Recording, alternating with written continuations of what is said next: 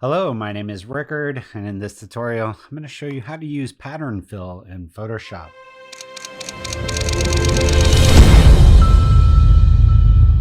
There's a little hidden tool in Photoshop under Fill, Pattern, and Script.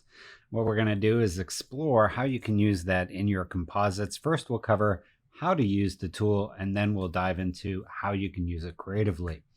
So if you want to follow along, I have included the assets in a link in the description of this video. Go ahead, download those, and then let's dive into Photoshop.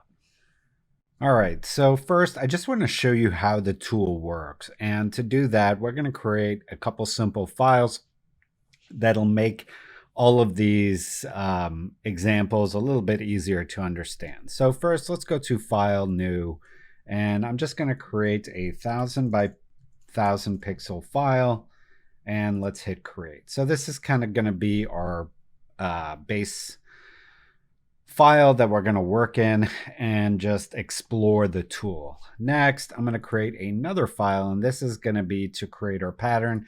And for this, I'm going to create a 100 pixel by 100 pixel file. So let's go ahead and create that. And then in here, I just want to create a circle shape. So let's go to our elliptical marquee tool.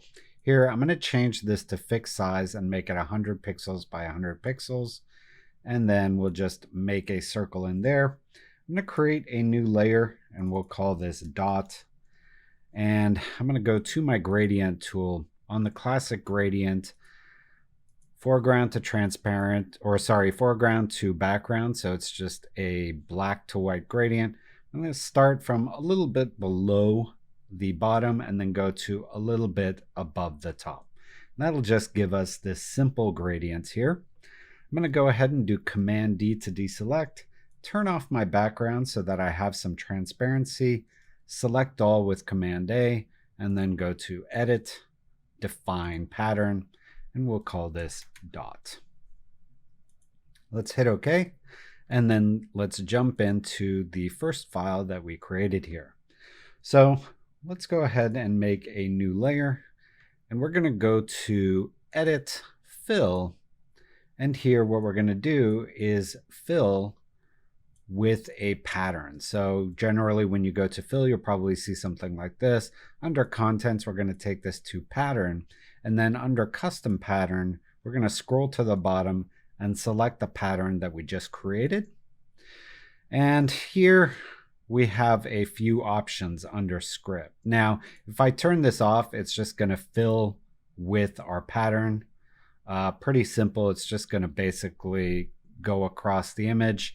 Because this is a 1000 by 1000 canvas, it's going to do 10 copies along here, 10 copies along there. So pretty straightforward. But let's go ahead and turn that off. And we're going to create another layer here and go back to Edit, Fill. And we're going to use this script function. So let's turn that on. And the first one is Brick Fill. And here you can see our options. So if we default this, our basic option is basically just a simple brick function. So it's not scaling our pattern, meaning 1 is unscaled. It is a 1-to-1 ratio of our 100 pixels. The spacing is how much space there is between these. So if I increase that, we're now adding 28 pixels between the rows and the columns. Let's go ahead and make this 2. And then this is the offset. So this is a percentage of the width of your pattern. So if we reduce this, it's going to reduce the offset. If we made this 0, we're basically just doing a crossweave. And at 50, we're doing a basic brick. So let's leave that at 50. And then here we have some cool options. One is color randomness.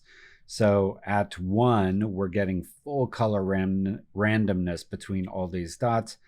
And then brightness randomness. At 0, we're getting none. And with 1, we get some dots that are almost pure black and other ones that are almost pure white. So we can reduce these. Let's go ahead and reduce the brightness down to 0 and just have some color randomness. And then this rotates the angle itself. So here you can see as we're rotating this, it's rotating the individual pattern dots. So let's hit OK. And you can see now that with this tool, we can create some interesting patterns. So let's go ahead and turn that one off and do one other layer here. I'm going to go back to Edit Fill.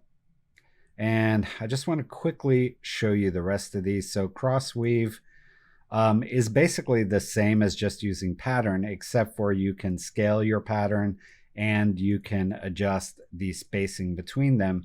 And then obviously you also have this color randomness and brightness randomness.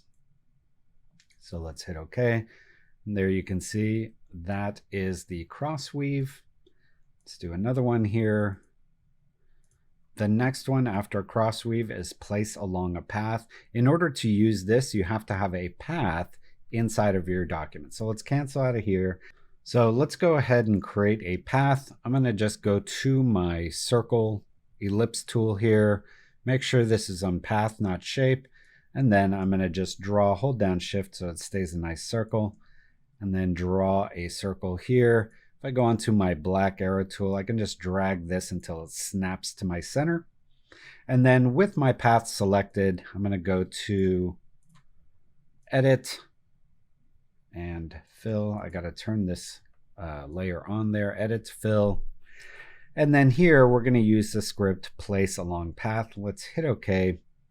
And let's default this. So basically what this is going to do is it's going to place your pattern across the path here, right? So if I scale this, this is going to scale the size. So if I made this 0.5, that's going to be 0.5 of my original size. This is the spacing, so the number of pixels between these. And if we did 25, that would be basically half of the width of these.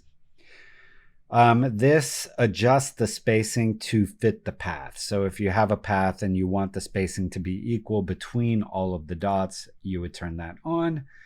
This is the angle from the path. So here you can see as I adjust this, the shadow there is changing angle. And then this alternates the pattern. If you turn that off, all of the dots are going to be pointing in the same direction relative to the path. And then this allows you to scale a progression. So if I turn this down, this will scale down and get smaller as it travels across the path. So you can see kind of there what that's going to do. And then this skips the symbol rotation. So if I turn this on, all of my dots are in their original rotation. With this turned off, they are rotating based on where they are on the path. And then we have our standard color randomness and brightness randomness. So let's hit OK. And there you can see what this is doing. And this will work with any shape inside of Photoshop, meaning any path shape that you do here. So for example, if we wanted to do a more complicated path, let's go ahead and go to our custom shape tool. And here let's grab maybe a lion shape. Hold down Shift there. And then we'll go to Edit, Fill, hit OK. And for this, I'm going to make the pattern a lot smaller. And I'm going to get rid of our scale progression so that they're all the same. Oops. Let's leave that at 0. Hang on. What is 100 is all of them staying the same. And let's hit OK. And there you can see if I turn off my path, what that looks like. And could also, if I wanted to, make these closer together, maybe I'll turn this back on and go to select my path again, go to Edit, Fill, hit OK, make the pattern scale even smaller. and then get rid of the space, or maybe even make them overlap a bit. So like this. And then I'm going to get rid of these two so that it just stays. And there you can see what that might look like there. So you can get some interesting results with that. Okay, and then let's make one more layer here and go to Edit, Fill, and next is Random Fill. So let's take a look at that one. Here you can see this, if we put it on default, it's basically just creating a random array of your dots or of your pattern. And we can increase the density, we can increase the minimum scale and the scale maximum scale. So in this case, 1 means no dot will be bigger than 100 pixels, and no dot will be smaller than 50 pixels, which is 0.5 of our 100 pixel pattern. In this case, maybe we want to reduce this to 0.25 and increase this to 1.25, so we have a larger size spread. And then here, maybe we want to take the brightness randomness down and increase our color randomness to, let's say, 0.5. And then let's hit OK. And there you can see that's created this random pattern of dots. And each time you run this, it'll create a different random seed. So if I went here and did fill again, hit OK, use the same settings, you can see with a before and after, Command Z there, that it's put a new pattern on top with a new random seed. The dots did not go into the same place. And if I did this one more time, I'd probably fill the remaining missing holes there. And now you have this pattern that's just all over itself. There's no transparency left. So that's random. Let's go ahead and go back here to fill. We're going to look at spiral next. And this creates a spiral effect. Let's go default this. You can see what that's doing. So again, the pattern scale adjusts the size of the pattern. The ring spacing, I've actually done a few tests and the ring spacing does absolutely nothing. So I don't know why this is there. But this pattern spacing does do something. If you reduce it, it pulls your individual patterns together. And if you push it away, it creates more space between them. Keep pattern upper right. So again, this will keep all your objects facing the same direction. If you turn this off, they all are going in the direction of the pattern itself. And then you have your color randomness and brightness randomness. So let's go ahead and do something like this and hit OK. There you can see. And just in case you don't believe me, I'm going to go to Fill and drastically change my ring spacing to 144 pixels. Hit OK. And if I do Command Z, nothing happens because it created exactly the same pattern. All right, let's turn that one off and I'll show you the last one here. If we go to Edit, Fill, the last one is Symmetry Fill. And this, if we default this, basically has a whole bunch of pre-made patterns that you can use. Now, I've looked at a whole bunch of these and I don't find a lot of them very useful. I think the ones that are the most useful are these dilative rotations. So there, this creates a pretty interesting pattern. And if we 100% on these, basically this is just going to scale your whole pattern. So let's do something like this. And you can see that's creating a pretty interesting effect. I'm going to Command Z that and show you the next one here, which is this one. And this one kind of goes out from the center and keeps going out. So pretty interesting effect there. I kind of like that one. And then finally, we have this one here, which is a slightly different but similar effect. So those are the ones that I found the most valuable there. I think there was one other one. Yeah, the rest are all pretty much very similar to what you can accomplish with either Crossweave or brick. So I don't find really the value in these other ones, but they're there. If you ever find a use for them, you can let me know in the comments. So those are all the different ways that you can use the fill with pattern. Now what I want to do is show you how you can actually use this creatively in a project. Okay, so let's go to File, Open, and I'm going to open this Khaled file from Unsplash. And what I want to do here is I want to make this composite a little more interesting by replacing the background with a random array of oranges. So to do that, let's go ahead and first separate her from the background. I'm going to do that by just going to my object selection tool and clicking on her. And let's go ahead and add a mask to her. Now I do want the orange in there, so I'm just going to go in here, and if I option click on the mask, I can see it. I'll just select this and fill that with white, and I'm doing that with Command Delete. That will fill with your background color. And then I want to make this scene a little bit bigger, so to do that I'm just going to go onto my crop tool. I'm going to reset the crop here. I can just do that with right mouse, reset crop. I'm going to make this a little bit bigger, so something like this.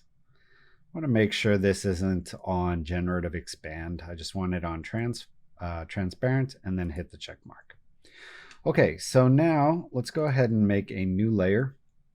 I'm going to put this in the background.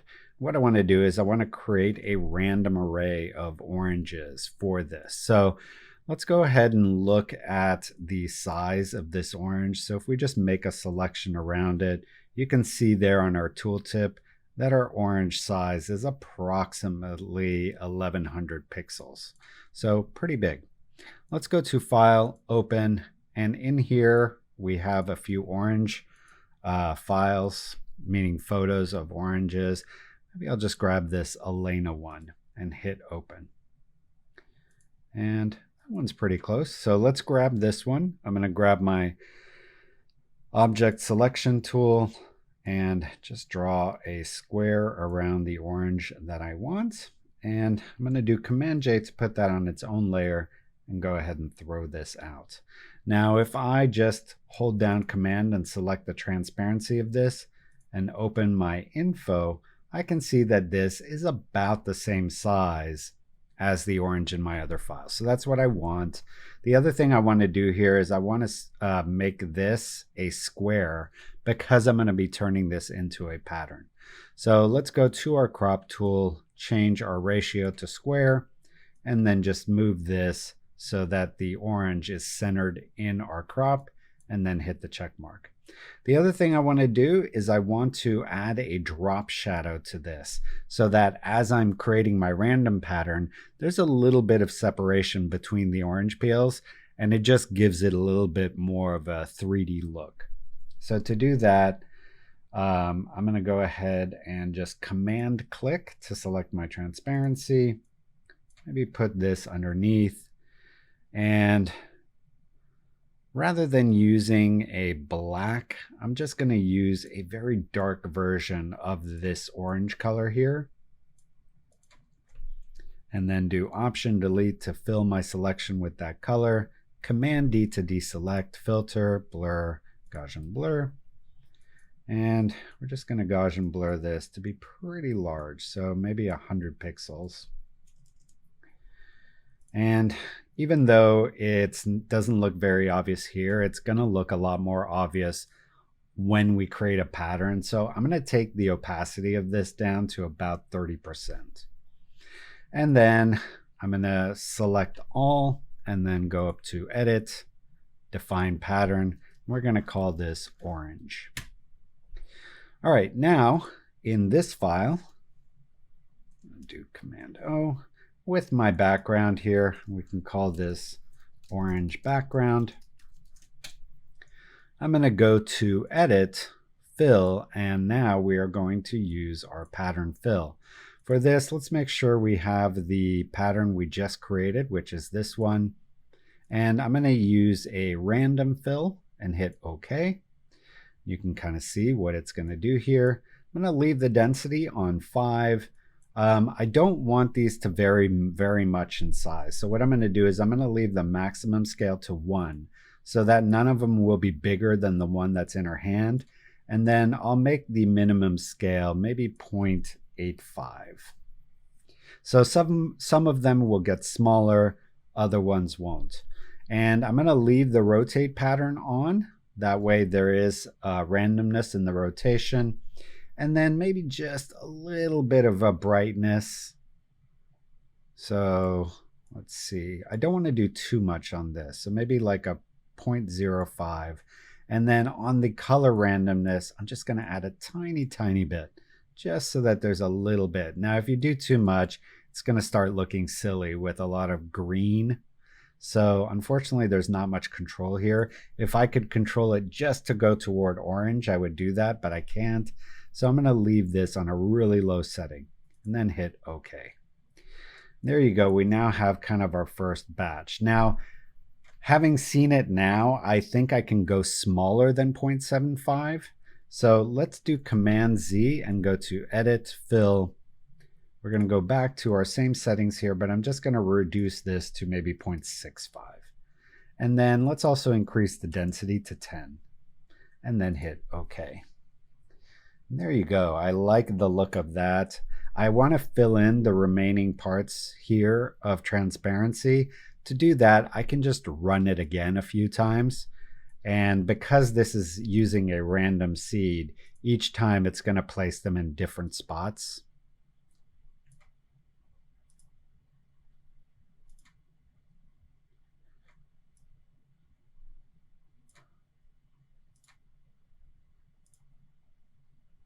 And there you go. We've now covered up the entire background with our oranges.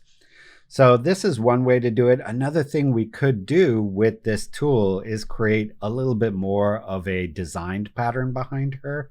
And I'll just show you an example of that. I'm still going to keep this orange background because as I create the pattern over it, instead of going to transparency, it'll always go to orange peels in the background. So let's create another layer. And for this, let's try doing a symmetry fill. And we're going to try, if we go to default here, this is probably what it'll look like. I'm going to use this number 8 pattern. I'm going to leave the pattern scale on 1, but I'm going to increase the pattern translation to 100 and 100 here. And then I'm going to take my colorness and randomness down to 0. Hit OK. And I kind of like that. It's looking like a cool pattern behind her. It might be a little bit too big, so let's try one more, and we're going to go to Edit, Fill.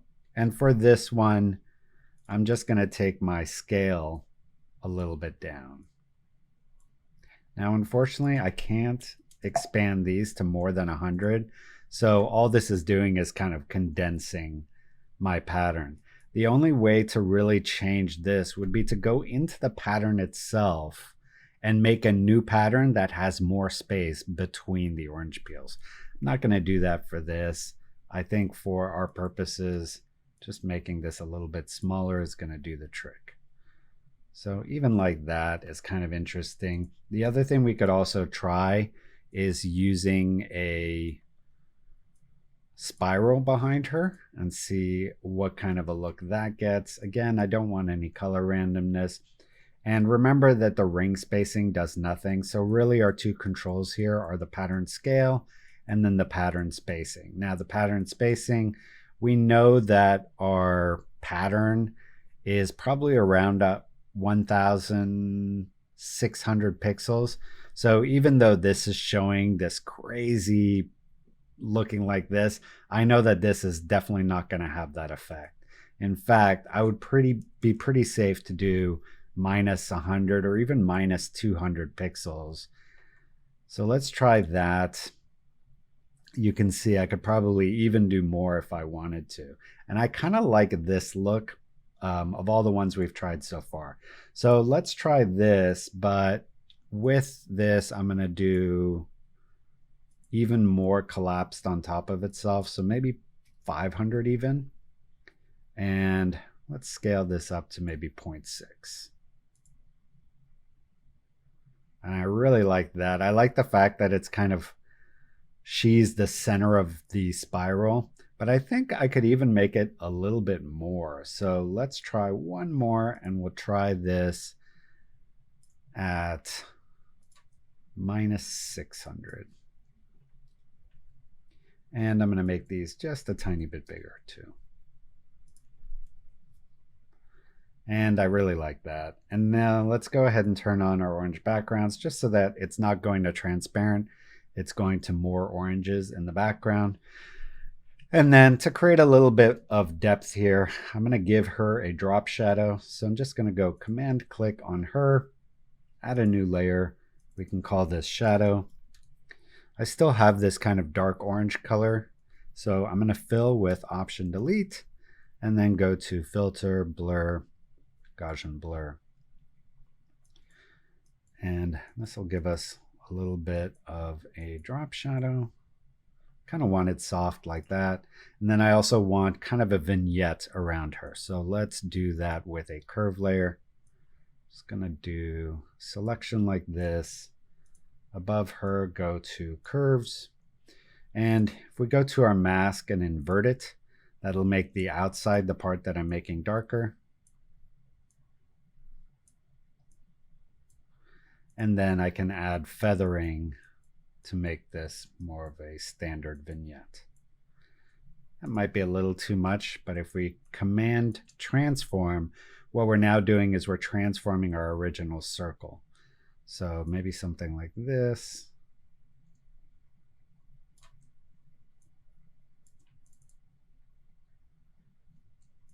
And I think that looks pretty cool. I think we could even go a little darker on our curve. And notice I'm pulling the black point, or sorry, the white point down. If you don't do that, it's just going to become really red. So you kind of need to pull this down as well. And then I think we can even feather it a little bit more. So let's select our mask, maybe bump this up to 700. So I like the look of that. The one last thing I might want to do here is just put a few floating oranges in front of her. So we already have this cut out. I'm going to deselect. Just grab the orange, not with the drop shadow. Pull that in here. Maybe make this a little bit bigger. We're going to do one kind of right here.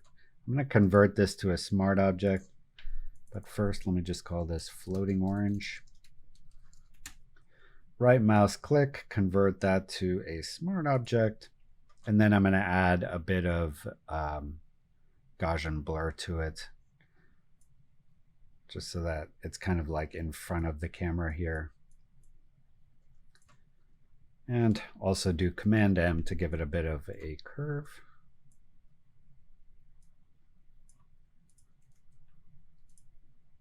Make it a little bit bigger. So maybe something like that. And then we'll do one more kind of down here. And let's rotate it just so that it looks more different. And this one I'm going to blur even more, like it's closer to camera than the other one.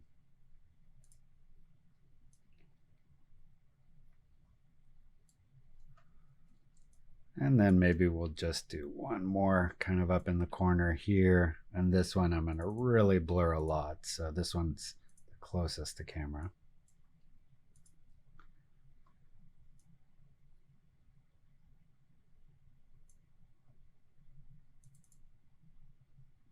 We'll make that one darker as well.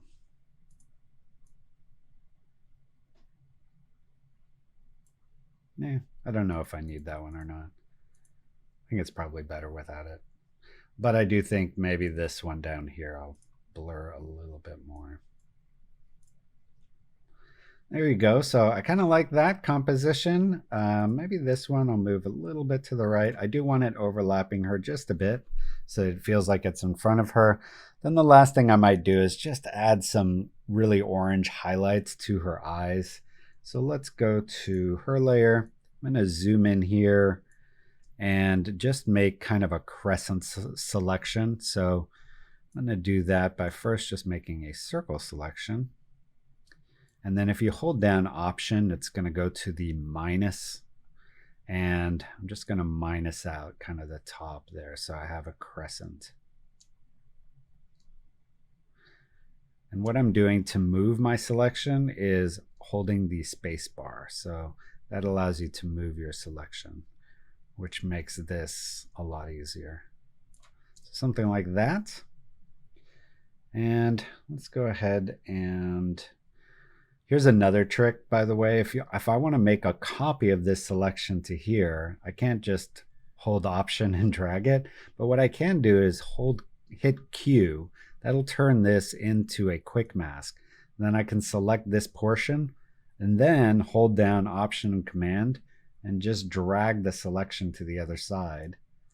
And then when I go out of quick mask mode, I've made a copy of my selection. So clever little trick there of how you can make a copy of your selection.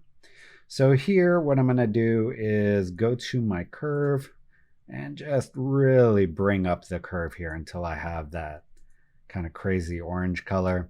And then go to my mask properties and just feather this out until she doesn't look like a zombie. And maybe pull it back a little bit. So something like this.